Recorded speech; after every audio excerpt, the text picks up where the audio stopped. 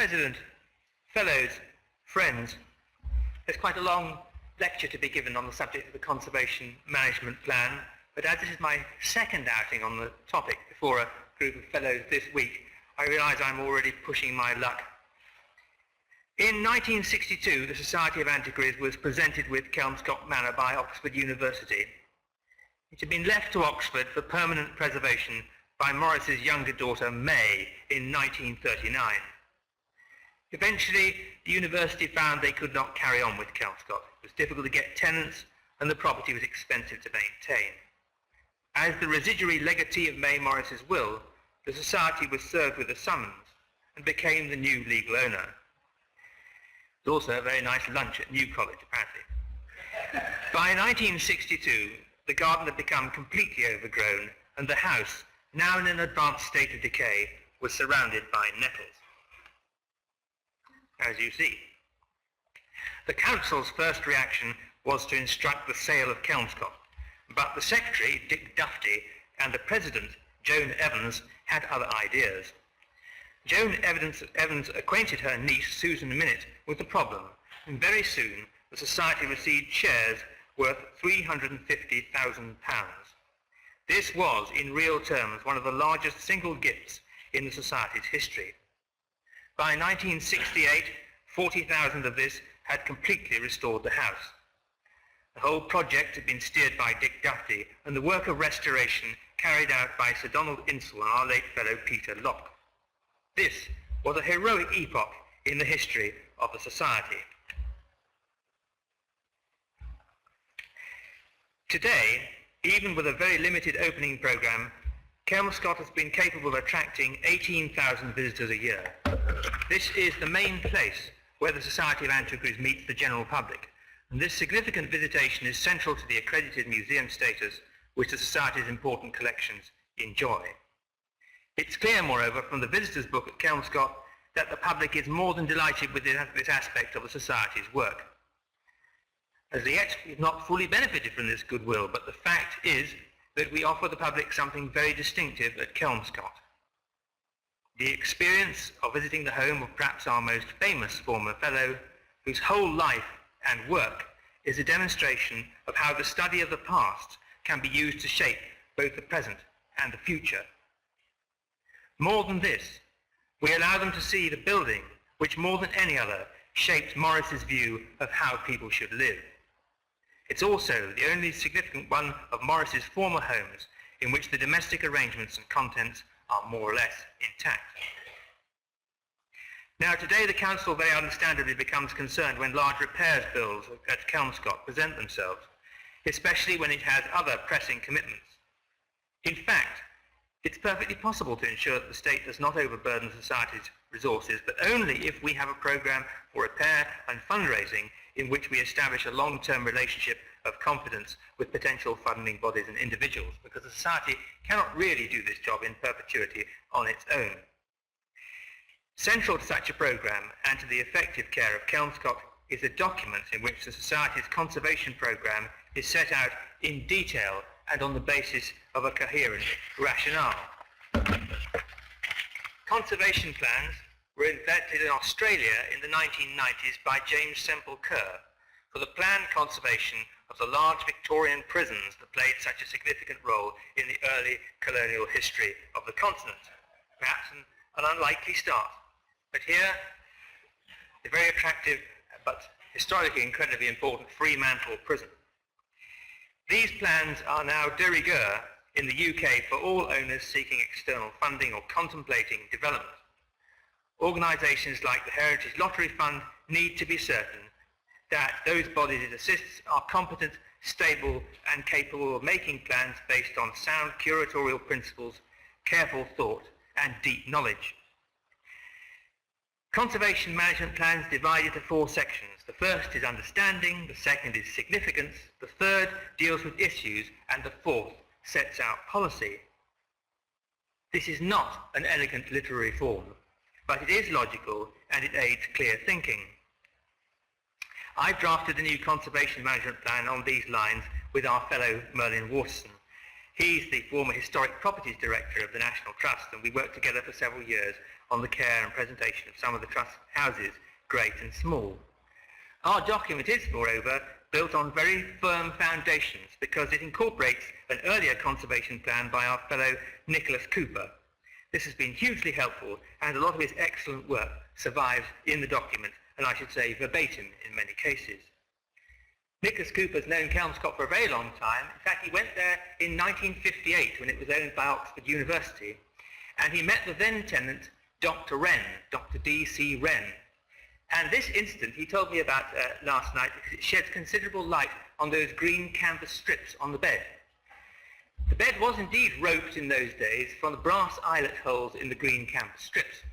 And every night before they went to bed, the Wrens would pour water on the ropes to tighten them up, and then put the mattress back on and get into bed, and it would descend gradually overnight. So presumably they rolled into the middle. But that's something that Nicholas told me just the other night. I'm sure he won't mind my relaying it to you. It's so relevant to this evening's discussion. Well, the first draft of our plan has received the approval of the Kelmscott Committee, and it went to the Council today. In the new year, after necessary revisions and corrections, it will be issued for wider consultation. And consultation is a very important part of the conservation plan because it derives its authority from consensual support. I think what we'll do at this stage is jump right into the subject and see how the kind of thinking that the conservation plan embodies is directly applied. The future treatment of the Manor's fine staircase is not a pressing matter in terms of the Society's priorities right now, but it needs to be given more thought, or it needs to be thought about in the way that virtually everything else at Kelmscott does. It comes at the back of the plan in the gazetteer, where the property is treated room by room and building by building. Here the four headings of understanding, significance, issues and policy follow each entry. In the case of the stairs, understanding tells us that this is the original staircase of the first version of the Turner family house and built in about 1600. It would also establish from a country life photograph of the 1920s that Morris and Rossetti seem to have painted it a dark colour, probably green, like the other ground floor woodwork, and that it was probably Oxford University or its tenant that stripped the stairs back to the bare wood, as many people did in country houses during the interwar period. There's the country life photograph. In the significance section, we established in a rather cat-on-the-mat way that the primary importance of the staircase is as an element of the Jacobean house.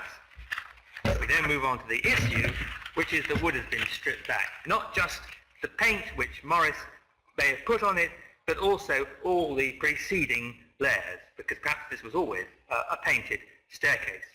And furthermore, we can't be certain of the Morris colour, because the earliest photography is black and white. The policy is therefore that we should undertake some historic paint research to find out more about the colour and consider putting back the scheme that Morris would have known. This policy recommendation depends on earlier general statements on significance that establish, notwithstanding its relatively recent date, the occupation of Kelmscott by the Morris family is historically of very great importance. In fact, it's the reason why we look after the house. And if the recommendation on paint research looks rather a lost cause, you could look underneath the handrail and see many layers of historic paint that were missed. Some greeny brown, some red, and some brownish, some red, and strange spots of green which are the top layer, which seems to have been stripped off first. Now, some people would be dismayed at covering up the wood of this staircase because they've got used to its natural beauty.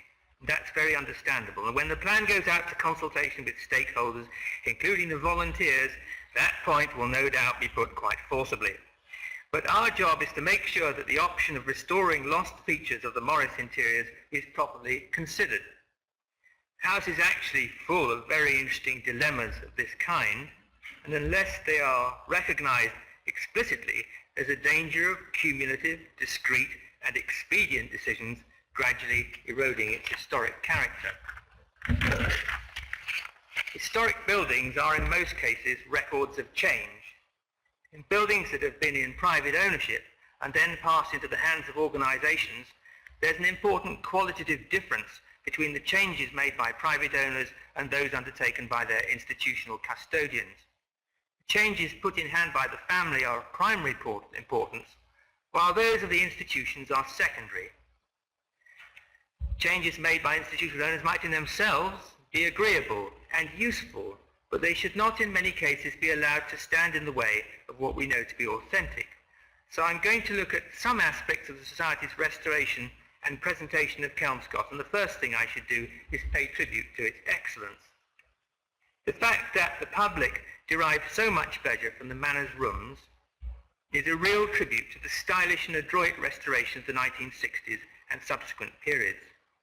But I do think the time has come to think again about some of the decisions that were made all those years ago, especially in the light of all the advances that have been made in the presentation of historic houses in the last 2 or 3 decades. Here are 2 cases in point. First of all, the tapestry room. This was, first of all, the studio of Dante Gabriele Rossetti, who took out a lease of Kelmscott with Morris. He wasn't there that long, but it's one of the rooms added to the manor in the handsome north wing built in the last quarter of the 17th century. In it are hanging beautiful 17th century tapestries telling the story of Samson. These are long considered to be an ancient feature of the decoration of this room, but I begin to think they may possibly have been introduced in the 19th century. May be wrong about that, but only time will tell. Given the importance of Rossetti as an artist, the continuing public interest in his relationship with Jane Morris, and the lack of surviving studios of founder members of the Pre-Raphaelite Brotherhood, this is a very important room. It also later on, of course, became a favourite sitting room of the Morris family when Rossetti had gone. It was, however, a substantially different room in Morris and Rossetti's time. Before the Society's restoration, the bay on the east side was a closet separated by a partition and concealed by tapestries, which also covered the entrance to the room from William Morris's bedroom. So this whole bay here was opened up by the Society. So you've got to imagine the tapestries on a wall continuing across there. And we do have a view of the room at one corner of it by the photographer Frederick Evans, taken in 1896 or thereabouts, and it shows you the original arrangement. You can see the door, which in the previous slide was set in a wallpaper surround put in by the Society of Antiquaries, there it is, was actually covered in tapestry in Morris's time. And the tapestry extended across the bachelor's room as it was called, but I shall come to that. They incorporated a large L-shaped cut to allow the door to open. The closet beyond this, as I've intimated, was known as the bachelor's room, and its large mullioned window, which I showed you in the first slide, 6 lights I think, was, with the exception of the 2 central lights, blocked up, presumably for more warmth. It would have been a jolly cold room had they not done that. It was, according to a memorandum by May Morris, hung with the serge hangings embroidered in the daisy pattern. These are now downstairs in the garden hall. There they are. They were worked by Jane Morris for Red House in the early 1860s, and they were also used for Morris & Co.'s stand at the 1862 exhibition. Now, it would be quite possible to recreate the original arrangement of the tapestry room. May's memorandum and the 1939 inventory would also allow the recreation of the bachelor's room with indigenous furnishings, by and large. If necessary, the window lights could be blocked on the inside without affecting the manor's external appearance. And this would create the room where Charles Gear recalled staying when he came to do drawings at Kelmscott, and it was no doubt stayed in by all of Morris's guests, and may even at one stage have been occupied, for all I know, by Dante Gabriele Rossetti himself. If we did this, it would create some very interesting complications. If we just hop back a couple of slides, you'll see that the tapestry that goes round the corner into the bay has a very large figure of Samson surrounded by slain Philistines lying on their sides. In Morris's time, this was actually hung on its side and doubled over in a corridor downstairs. And so in fact it was folded in half and hung on its side, which is I suppose it provided the right kind of coloured background for things, but it didn't make a great deal of sense. It did, however, leave the Philistines standing up, which was one possible advantage. But it's very interesting that, and I suspect that the Society's whole motive for opening this bay up was perhaps to do greater justice to the tapestries, the 17th century tapestries, and to accommodate them as much as possible altogether. They didn't even quite achieve that. So if we were to reinstate the original tapestry hang, this would involve reopening of cuts that allowed the entrance door and other removals, and there would be knock-on effects, including a question about the destination of the tapestry from the passage. Sort of thing gives tapestry conservators nightmares. But as the tapestries themselves are in need of major repairs, this is a good point to consider all these issues, and I think it's the job of the conservation plan to raise them.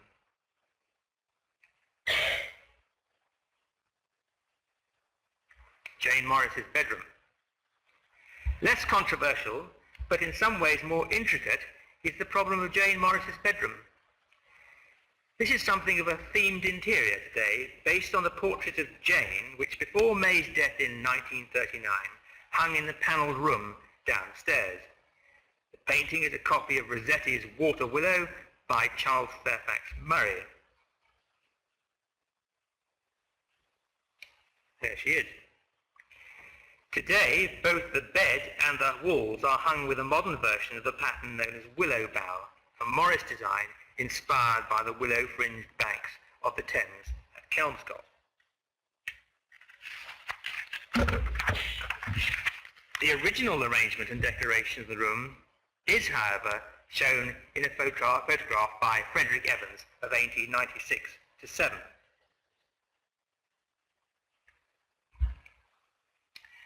In the Evans print, I can see a number of interesting things. First of all, that the walls were then hung with Morris's pomegranate paper. That pattern, I think the one against the stony background. And that the bed was hung with a Morris pattern of 1868.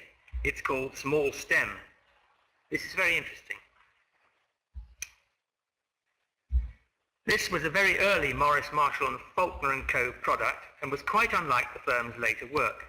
It was one of a group of textiles printed from existing 1830s blocks in the Lancashire cotton mill of Thomas Clarkson in 1868, so not a Morris original at all.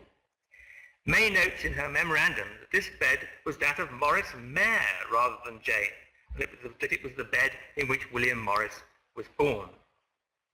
We do not know when the bed was put up in Jane's room, but it was certainly before 1939. Morris's long-lived mother died at the age of about 90 in 1894, just 2 years before her famous son.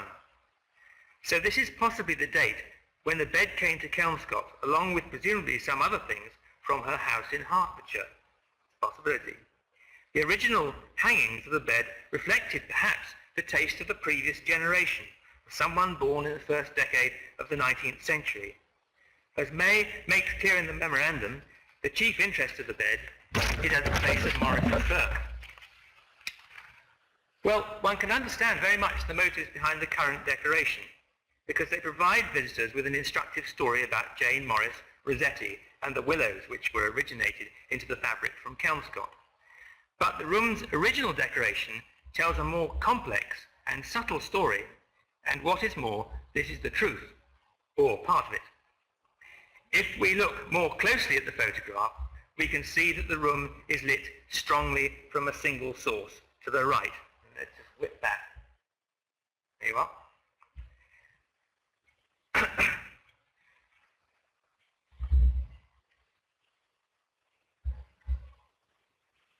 Whereas today, there are windows in 2 walls. In fact, the bed today is turned through 90 degrees. In Jane's time, its foot faced the chimney-piece.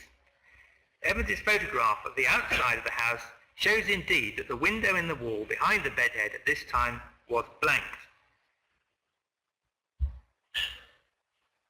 And there you can see that piece of blank walling just there. No window. Well, it would be possible to visit each of the manor's rooms in turn and discover other deviations from the house of the Morris family. There is indeed a very useful chapter on this whole subject by Jonathan Howard in the Society's publication, William Morris's Kelmscott, and it's entitled, Kelmscott as William Morris Never Knew It. It's clearly essential that the Society comes to terms with all these contradictions and plots a reasoned course for the future, because we are the long-term, perhaps the perpetual owners of this wonderful place. Well, the job of the Conservation Plan is not to take decisions on these matters, but to raise the questions and to guide consideration of them. The step that follows publication of the plan is the setting up of a small working group to develop the strategy in which proposals for the rooms can be firmed up, taking into account all the practical considerations that impact upon them, including, no doubt, public opinion. One thing that the plan makes clear is that we can never really get back to the house as it was in the time of Morris himself. And that's because following his death in 1896, the contents of the London house, that's Kelmscott House in Hammersmith, were moved into Kelmscott. There are some of the things that you can see at Kelmscott in the Hammersmith house in a drawing by E.H. New. These contents greatly enriched the collection at Kelmscott, which up to that point had been, I think, pretty sparse. In came a range of items from Morris's earliest days, including many pieces from Red House, like that great settle with the cove top, which you can see on the left of that slide.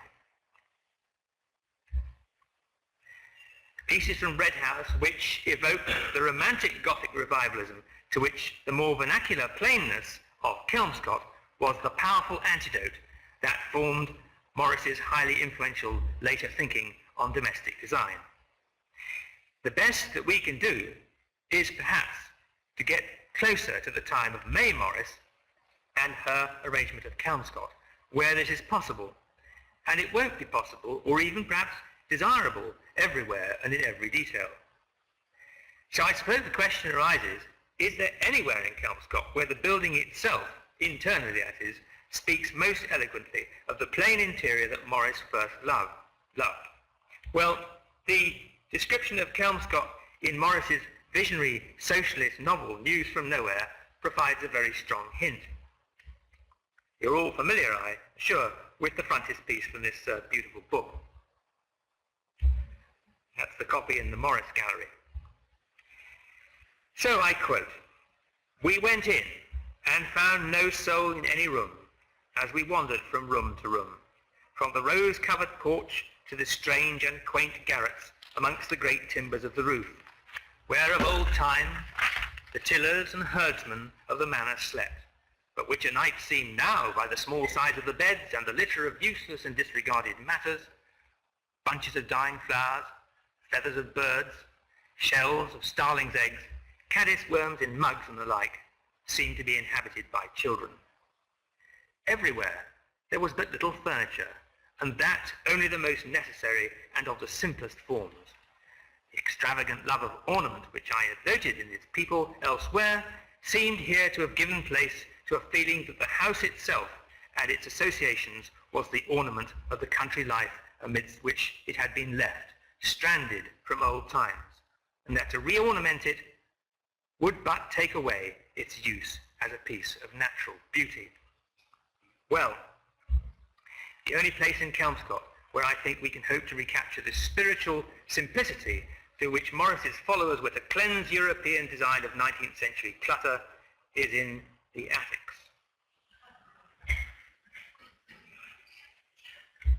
First slide of the attics, showing their mighty roof timbers, and here is another. We're proposing that most contents should be removed from the attics. Here people can get remarkable views from the windows without worrying about light streaming in on ancient textiles. And here the noble structure of the roofs furnishes the space in the way that Morris described. There should be beds and some furniture in the small garrets but that's all. I now show you a wonderful photograph, which is very famous, by Frederick Evans, of the attics in the mid 1890s, and I want you to contrast it with the way in which they are shown today. Of course, you can see the props which give away the poor condition of the main roof timbers, and which adds so much to the beauty of this space.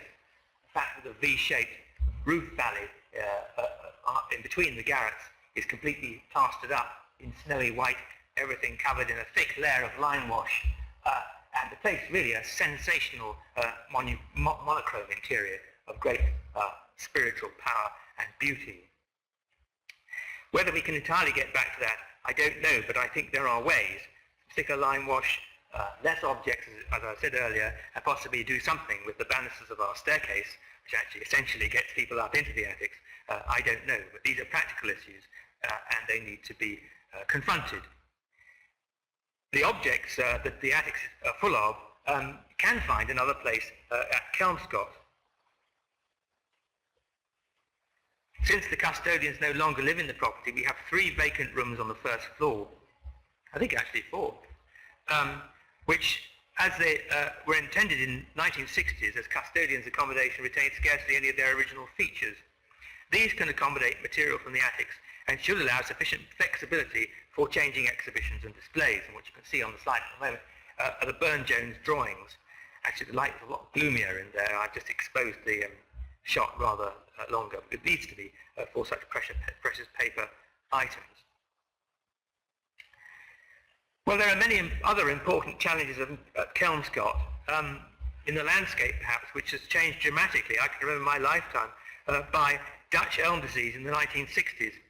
And its various meadows and fields have been affected by modern agricultural methods, not always to the good. And I think it's quite interesting actually to see how landscape is capable of change and how little one can sometimes do about it. This is the riverbank today, in which you can see the trees are all of a modest height. And before the 1960s, Oxfordshire had a completely different kind of natural elevation so far as trees were concerned, and this is it. Great elms standing above the manor. You can see the manor through the trees there on the left. And the countryside is actually more open in some ways than it is today. Of course, this was taken in October, I think. But you can see how tall the elms were in relation to the manor in those days. The plan does make recommendations for the protection and enhancement of Kelmscott's flora and fauna. And it has been pointed out to me recently, actually, that Morris had a particular interest in birds. And even if the elms have gone, I suppose it's a tribute to nature's persistence that the dominant sound at Kelmscott on a summer day today is still provided by the descendants of Morris's Parliament of Rooks. But perhaps the most pressing concern of the moment is how best to care for the very good collection of vernacular farm buildings that are such a quintessential element of the Kelmscott estate. This is the Paddock Barn, the interior of the Paddock Barn, right behind the manor house on the west side. This is the sort of structure that Morris esteemed greatly, and it now badly needs full conservation repairs. It houses the garden store at one end, but is otherwise unused. And there are other agricultural buildings at Kelmscott, some in full use, some not, and all in need of maintenance. I think we need to make sure that we're using the buildings of the farmyard particularly effectively, so any new proposals are thoroughly sympathetic to their vernacular architectural character. The barn that houses the tea room is unsuitable in cold weather, and it seats just over 30 people comfortably. The average coach party, I think, is well over 50. In the summer, it's possible to sit at tables outside, and if it's raining, there's a plastic tent that often provides a warmer accommodation than the tea room itself. There it is, the glorious plastic tent. And this is what happens when people visit the property. Well, I think it might be possible to get more seating into the tea room barn if we could somehow get the toilets and even possibly the kitchen out of it. They occupy very good spaces that would make seating areas quite capacious ones. And I just want to show you a couple of those areas That's the kitchen roof, very splendid room, the kitchen, beautiful, probably the best roof in the building.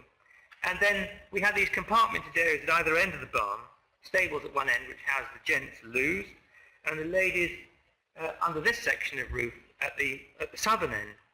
It's rather a waste of good space to divide it up in this way, and I imply no criticism of the fact that we did it, because I'm sure we did the right thing at the time. But how would we get rid of them? Well, it's conceivable that the history of the property provides some hints. Not that something that ever concerned William Morris, but here is E.H. New's bird's eye view of the property in about 1890. And we can see just down here, this is the barn I've just been talking about, the tea room barn is here. And we can see at right angles to it, just here, a thatched byre, a big long thatched byre. It runs at right angles to the tea room barn. The reconstruction of this feature, or a version of it, might accommodate some of the uses that are taking up space in the tea room barn, and would restore to the farmyard one of the thatched roofs whose gradual loss throughout the area in the 1890s was a matter of great concern to Morris. There are no thatched roofs in Kelmscott now. We might be able to put one back. Obviously, we'll need external funding, that goes without saying. But it's a it's a tactic, it's a possibility, it's something that we could do. New's prospect also shows the great South Road barn. This is a magnificent and almost untouched 17th century agricultural building. The domestic end, which is just down here, is used for storage, and the main volume at the north end, it currently accommodates an aging but good exhibition, and is also used for the reception of school parties. Nestling in its shadow, however, on the west side, we find a rather unprepossessing garden shed and a pop-up gazebo, which are the first point of contact for visitors wanting a ticket and information. These functions could very easily be housed in this underused barn, and in such a way that some of its existing uses and its grand interior would emerge unscathed. Well, I'm coming towards the end of my remarks now, and I've so far veered away from repeating anything I said at the tape reception the other night, but I can't resist it to end up. The very things that attracted Morris to Kelmscott are the qualities that are most easily damaged by institutional ownership, and they are peace, remoteness, authenticity, individuality, and romance. We all agree that Kelmscott must be preserved, but that will not be achieved by keeping things exactly as they are. There must be an element of change if this is to remain the setting for the epoch of rest that is the subtitle of News from Nowhere. Visitor numbers are increasing, and carrying on with the same opening regime could very easily damage the manor and the experience of visiting it. It's also clear that a no-holds-barred policy to commercial lettings and other profitable sidelines could not be accommodated in the manor and its village without great difficulty. The purpose of the Conservation Management Plan is to ensure that Kelmscott changes gradually without damaging the things for which we value it so highly. So to quote, as I did the other night, Lampedusa's The Leopard, everything has to change so that everything can remain the same. Thank you.